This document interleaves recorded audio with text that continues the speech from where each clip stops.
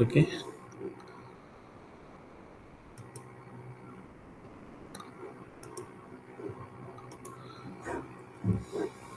Okay, so we will move to some examples, okay, related to whatever we have studied in chapter 3, so related to energy. So I have prepared 6 examples for you to practice. Okay, so the first example, so this is the question, so example of question. Okay, a site evaluated for wind farm is observed to have steady winds at a speed of 8.5 meter per second. Determine the wind energy. So A per unit mass, B for a mass of 10 kg, and C for flow rate of 1154 kilogram per second for air. Okay, so we already know. So it's a state wind energy. So it's wind energy. The question is asking to find the per unit mass. Then need to find for 10 kg. So if you already found for per unit mass, so you can just times with 10 to find B, and flow rate meaning so E dot, okay, E dot, okay, so that is rate, okay, so 1154. Okay, so if you want to solve, first we need to find per unit mass. So wind energy per unit mass of air, so E equals to KE, because it's wind energy, so it's not something related to height, so it's related to speed.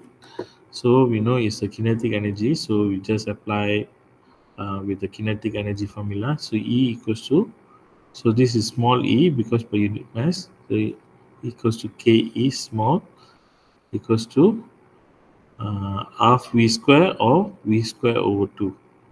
Okay, so we know it is 8.5 meter per second. So we so square it and divide by 2. So this is unit conversion. Okay, so unit conversion must be 1 to. So if you once you cancel it, you cancel it with this. So you need to get the remaining, and the top part divided by the bottom part supposed to be 1. It refers to the same thing. Then you can times, because whatever things times with 1 equals to the same thing. So that's the same concept that we are using here for unit conversion. So once you cancel, so meter, you cancel with meter, so become meter square. So because this is square, so meter square over square, so you can cancel it. So remaining will be joule per kg. Okay, so this is wind energy per unit mass for per kg. So the B part is asking to find a mass of 10 kg. So here you already found per kg. So you just need to times with 10. So E equals to ME. So mass is 10 times with energy per unit mass. So 36.1. So you calculated earlier. So we know that E equals to 361 joule. Okay, so we already found B. Then the flow rate of 1154 kilogram per second. Okay, flow rate is given. Okay, so the formula that you can use, so you can use the same formula. So E dot equals to M dot E. So M dot we already know 1154 kilogram per second. Okay, so E we already calculated. So 36.1. Okay, small e. Okay, so this is unit conversion. Okay, once you cancel it, so you will know. So the flow rate of the energy is 41.7 kilowatt. Okay, so why is kilowatt? Because it is also referring to the power, the energy power, 41.7. Okay, so that's the first question. So any question on this? Anything that I need to explain further? So it's a bit direct, as long you know which formula to use. Okay, so from the question, so you need to get as much as information. So we know wind energy. So wind is related to wind. So we know is related to speed. So automatically we know if related to speed, we need to use kinetic energy. So that's not something that is something that you already know based on your analysis and based on your familiarity with the thermodynamics. So that's why your understanding of the basic principle is very important because it will help you to determine which formula to use, which principle to use. So once you get this correct, so you will get the other things correct as well. Okay, so that's from the first one. Then we move to the second example. So determine the power transmitted through the shaft. So the keyword is shaft. So we know is related to the work done by the shaft. Okay, so shaft of car when the torque applied is 200 Newton per meter and the shaft rotate at the rate of 400 revolution per minute RPM. Okay, so we can use um, so we want to find the power transmitted. So is not mentioning what you want to find, but is saying power. Power is something related to time. So we know we need to find W shaft dot. Okay, so W shaft dot. So I have given the formula before. So 2 pi n dot t. Okay, so you 2 pi you know. So 2 pi. So n dot we know 4,000 revolution per minute. So 4,000. So 1 over minute. So it's actually the same thing. 4,000 revolution per minute. And T. So the torque is given 200 Newton per meter. 2 Newton meter. So I encourage you every time when you write. So write with the unit so that you don't make mistake. Then these are the unit conversions. So you can see on example 1 minute over 60 seconds. So 1 minute and 60 seconds is actually the same. So is actually if you divide it, you will get one. So this whole thing times with one is still the whole thing. Okay, this is also the same. 1 kilojoule and 1,000 Newton meter is actually referring to the same thing, but it is having a different formula, different units. So you can just cancel it like minute here can cancel with minute here. So the remaining you can maintain it for your final answer. Okay, so once you solve this, so this is the answer that is given 83.8 kilowatt. A kilowatt. So kilowatt is the unit for power or kilojoule per second. Okay, so it's a bit direct also. Then we have example number 3. Okay, determine the power required. So power is actually finding the same thing. So power required to accelerate a 900 kilogram car. So mass is m equals to 900 as shown here. So you want to find the power to accelerate. So you have a car. So you need to accelerate from 0 to 80 because from rest is 0, velocity is 80. So 0 to 80 kilometer per hour. So you want to achieve this in 20 seconds on a level road. So level road is same surface road. So we know, so W acceleration equals to half m. So V2 square minus V1 square. So V2 square is a final speed. So V1 is the initial speed. So this is the formula that we want to use. So equals to half m is 900 given. So V2 square. So 800. Okay, so this kilometer per hour. So kilometer per hour. So you need to convert it into second. Okay, so 80,000, 80 kilometer is equals to 80,000 meter over hour is 3,600 seconds. Okay, square. You square it. V1 0 because it's at rest. So speed is 0. So 0 square. So this is unit conversion. Okay, so once you solve it, you cancel everything. So meter square over second square. So you can cancel it. So kilogram can cancel with kilogram.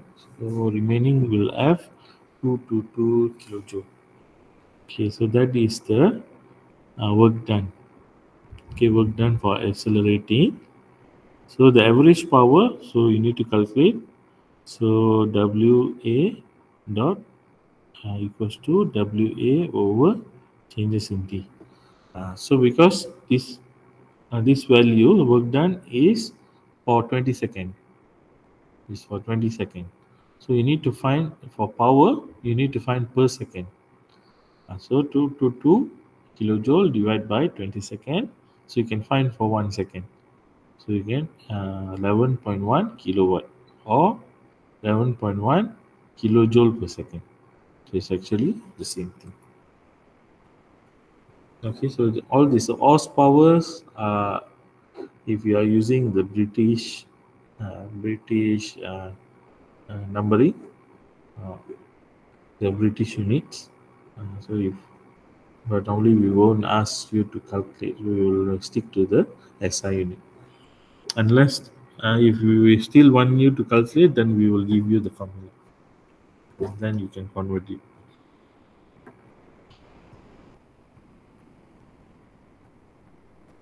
Okay, so any questions so far? Example 2 and 3. Anything that you don't understand?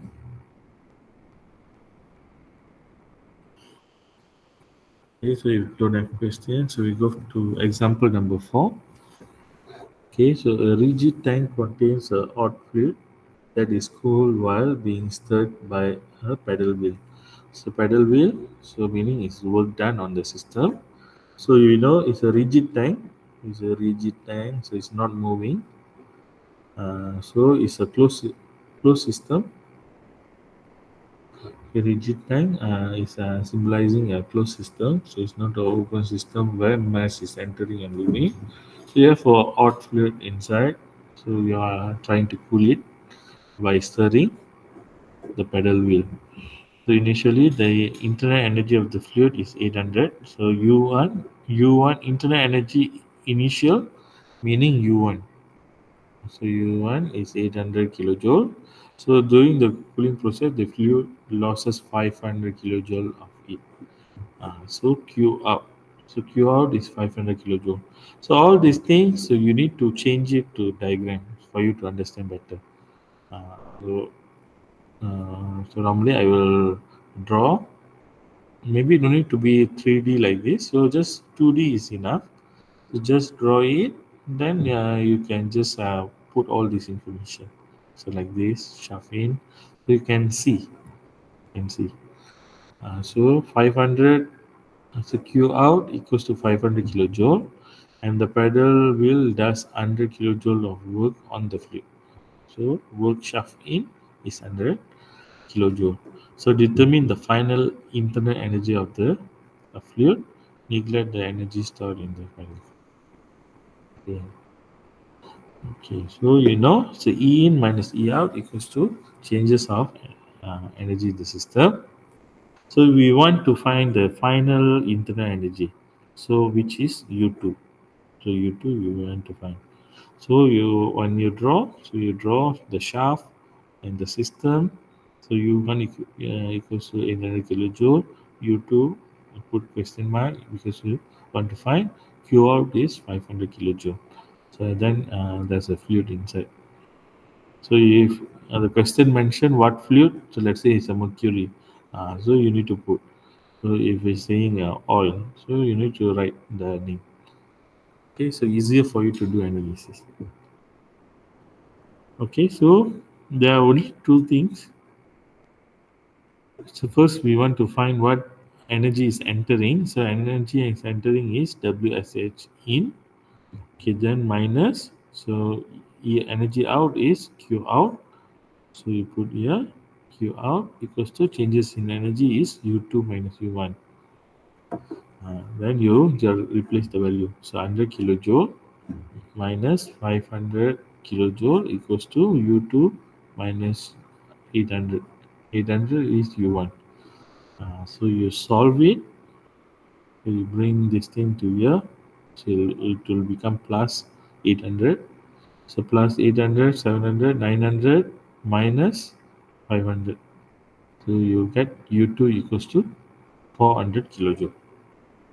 Okay, so that is for the second example number 4. So that is the simple way of you answering the questions. Okay. So any question for example number 4? Okay, so we have seen the front part of the lecture, then the middle part which is covering the energy. So we will move to some a bit tricky question related to the energy transfer also, and this is something related to whatever our electrical bill. In our house we will get electrical bill, so it will be measured, it will always will be measured in kilowatt hour.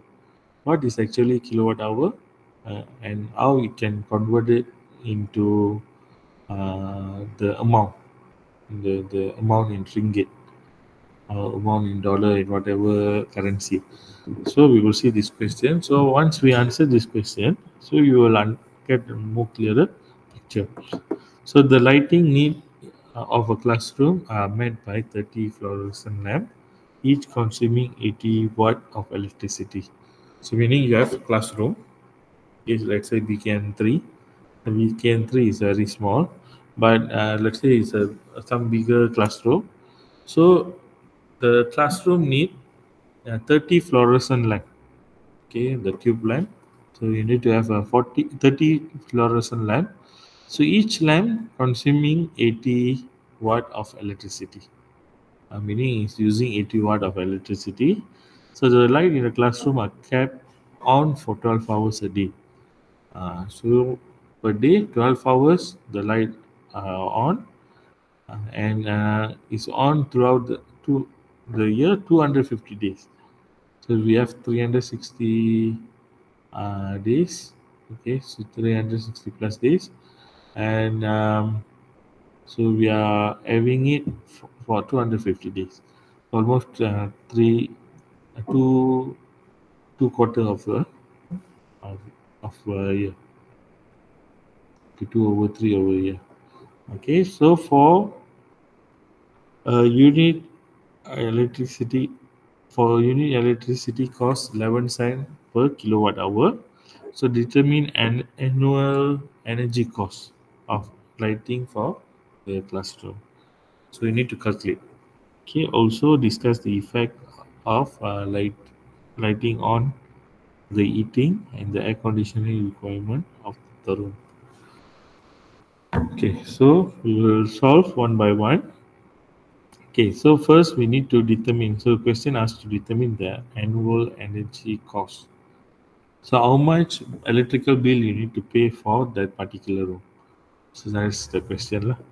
Okay, so first we need to find the lighting power. So power consumed per lamp times the number of lamp. So it's more direct. So you have 80 watt used for one lamp, because you see each consuming 80 watt. So 80 watt per lamp times with 30 fluorescent lamp. So yeah, the lighting power that you are using is 80 times 30, which is 2400 watt. So it equals to 2.4 kilowatt.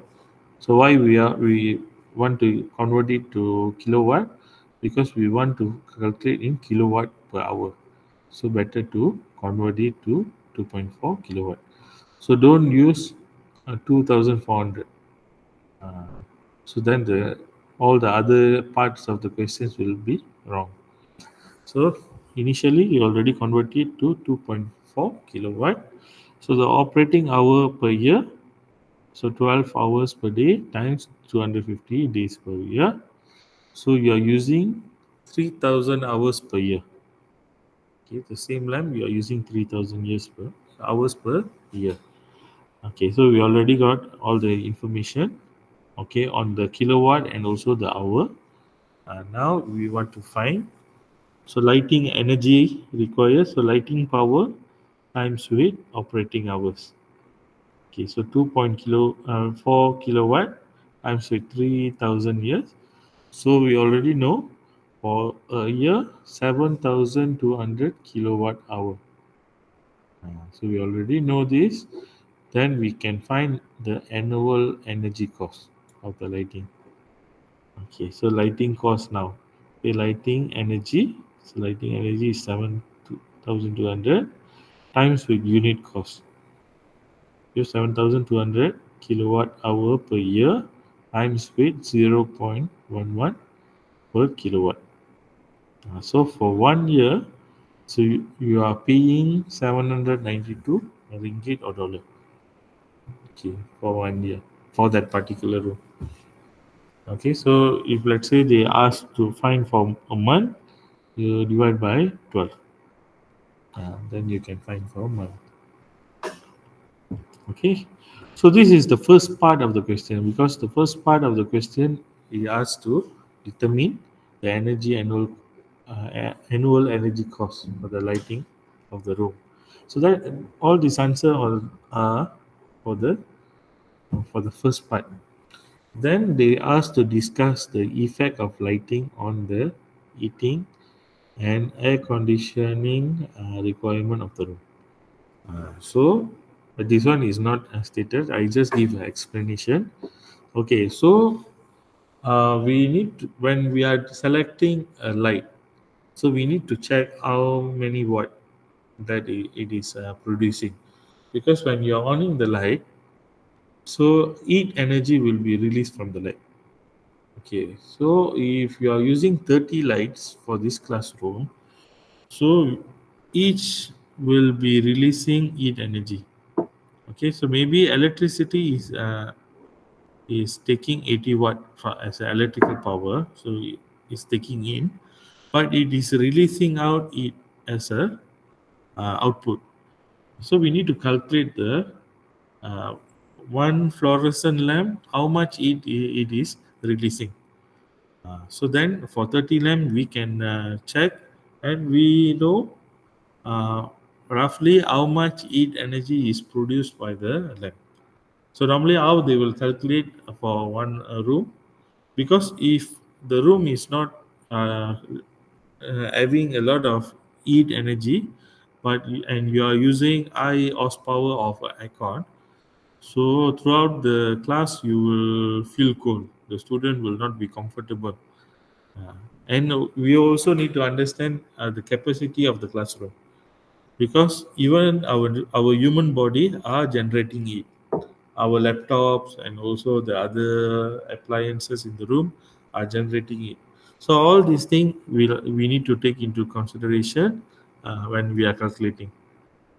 So when we are calculating, then the engineers, so the econ engineers, what they will do a rough calculation estimation. So how many students will be there, so how many electrical appliances, how much the light will generate heat, everything they will do a calculation, and they will calculate the volume of the room. So how what is the height, what is the length, what is the width, everything they will calculate. They will calculate the volume, then they will calculate how many horsepower of aircon is needed. So let's say maybe for 30 fluorescent lamp, I assume it's a big classroom. So maybe it requires 3 horsepower aircon. Uh, so for let's say uh, maybe 100 students. So 100 students will generate their own body heat. So maybe 3 horsepower aircon will be sufficient. They will give uh, a recommendation to the owner. So then we as the owner, we need to determine, okay, I think 3 horsepower I cannot afford. So maybe we put 2.5, 2.5. So if we put lesser, so after some time the room will become odd. So the student won't be too comfortable. So if you put too high, so maybe the owner is rich, so he say, I think 3 horsepower is not sufficient. I maybe want to put three 3 horsepower aircon, so it will have a 9 horsepower. So people will be more effort, more uh, they won't sweat. But end up, so let's say the class instead of 100 people, so only 50 students attended that day. So all the aircons are on, and they will be in a cold environment, so they cannot really focus on the study. So all these things are affecting the classroom. So maybe we as the lecturers or we as the owners, we need to decide. Okay, so that's for the, because the question is asking to discuss the effect. So in the question in the exam, if this kind of questions are given, so make sure you don't stop with only the first part. Explain the second part as well, so that you can get the full mark. And the explanation. So if the question is saying discuss, so meaning you need to whatever things that how I was discussing with you today. So you need to give more points in a paragraph form. So don't discussion, don't give point form. So you must discuss in a paragraph. So any question? Okay, for question number 5, I take more time on this because a lot of things to explain. Okay, any questions so far? Question 5? No? Okay, so we move to the last question. Okay, so last question is related to the energy efficiency. The last part we have covered earlier. So example 6. So electrical power is to be generated by installing a hydraulic turbine generator. So you have a turbine and you have a generator, and because of the gravity, so the turbine will move and the electricity will be generated. So that is what we call as a turbine generator on a site 70 meters below the free surface. Free surface is here, exposed to the environment, and this is 70 meters I okay. So even though this part and this part are exposed to the atmospheric pressure, but there's a differences because of this cliff, and you will have the airflow because of the gravity, because we know water from the depth, so this part will follow this free surface.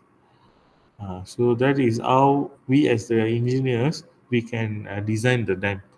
So dam is a complex engineering problem, but when you are utilizing properly, so you can use the gravity to generate electricity. So that is how engineers are very important for the society, because we must be able to use whatever things in the system on the surrounding to solve problems. So engineers are called for solve problems. So all of you are engineers. You are called to solve problems of the society. So don't increase the problem. So we need to solve the problem. Okay. So we are having a simple design here. So you just need to have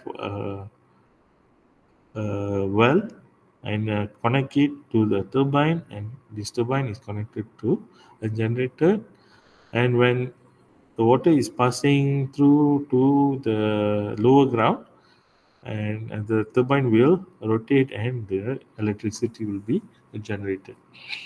Okay, so free surface is here. Okay, so the large water reservoir that can supply water at a rate of, so the water is going out here as at 1500 kilogram per second. Okay, if the mechanical power output of the turbine is 800 kilowatt, so from turbine is 800 kilowatt, and the electricity power generation is 750 kilowatt. So when its output is 800 kilowatt from the turbine, and the power generator is 750 kilowatt. So determine the turbine efficiency and the combined turbine generator efficiency of this plant.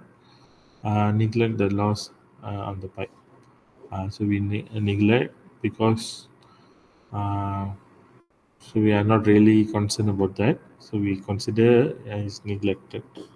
So in this case, so we have two conditions. So first, we need to calculate the efficiency of turbine, and the second, we need to calculate the turbine and also uh, the generator. So I think earlier in the lecture, so I've given a set of formulas. So if this kind of question is coming out in the exam, so we will supply you with these formulas. So you just need to calculate the basic ones and you need to replace in the formula. Okay, so in this case, we need to calculate turbine and also generator efficiency and just the turbine alone. So these are the formulas.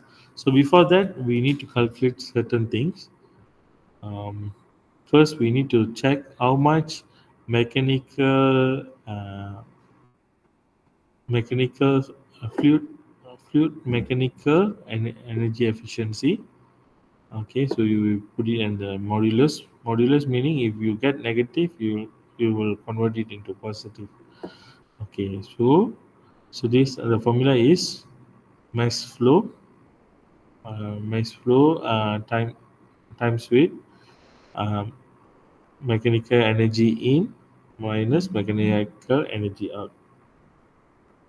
Okay, so flow rate we know is 1500 kilogram per second. So times with potential energy one. So because it's only having a potential energy.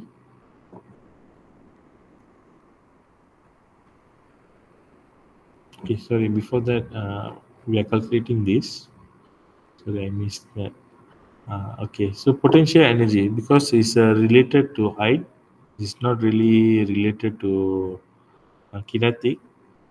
So we have potential energy. So PE1 here from point 1, so equals to G Z1. So here, uh, we since the mass is not given, so we calculate for per mass, per unit mass. So because M is not given, so we straight away calculate for per unit mass. So smaller PE1 equals to GZ1. So mass is not included. So gravity is 9.81 and the height is 70 meters. So unit conversion. So we will get the potential energy is 0.687 kilojoule per kg. Okay, so we already got this. So for this, we know so the potential energy. So that is the entry, and here no potential energy. So potential energy is converted to a velocity of the fluid. So here the the back part is 0. So m dot times with PE1. So PE1 we already calculated 0.687 minus 0. So we maintain it. So once you solve this formula, so m dot PE1. So m dot is mass flow rate is 1500 kilogram per second times with 0.687 kilojoule per kg. So once you solve it, you will get the mechanical energy changes is 1031 kilowatt. Okay, so once we got this, then we can replace it in this formula for calculating the efficiency. Okay, the first formula Uh, so electrical work done out, okay, is given here. So mechanical output and the electrical power generation. So this is electrical. The formula is asking for electrical power generation. So which is the second one, 750 divided by mechanical fluid, which we already calculated, 1031 kilowatt. So once you calculate, solve it, so you will get 0.727. Is 0.727, no unit, because kilowatt cancel with kilowatt. Efficiency, no unit, 0.727, or your times with 100%, you'll get 72. Because the question is asking, so the question didn't ask in percentage, but it's always good to give the efficiency in percentage because it's easier to understand. So 0.72 times 100, so 72.7 percentage. Okay, this is for turbine and gas. Okay, turbine and gas, and for only for turbine, so we calculate using this formula. Okay, shaft out divide by, so a mechanical energy of the fluid. So here is given the mechanical power out of turbine, is actually the shaft. So you can see here the shaft is moving. So W shaft out equals to 800 kilowatt divided by 1031 kilowatt. So you solve it, you will get 0.776 or 77.6 percentage. Okay, so this is how a question related to efficiency can be. Okay, so don't worry about this formula. So this formula will be given either in the question or in the appendix. So you just need to take and use it. Okay, but the front part, so usually you need to remember. Okay, you need to remember. So if you are fortunate, it will be given in the appendix. Okay, so any questions so far? Okay, so related to these examples. So these examples I will upload in the Google Classroom, so you can practice. So as I say, next week we will have quiz, and after the midterm break we will have exam. The exam will be face to face. Okay, so please prepare. So we are only testing three chapters: chapter 1, 2, and 3. And for midterm, maybe we will cover more chapters. Maybe chapter 4, if we manage to finish, or maybe until chapter 5. Okay, so any questions? Any questions regarding the examples? Okay, so if no question, I will stop the recording and I will give the attendance.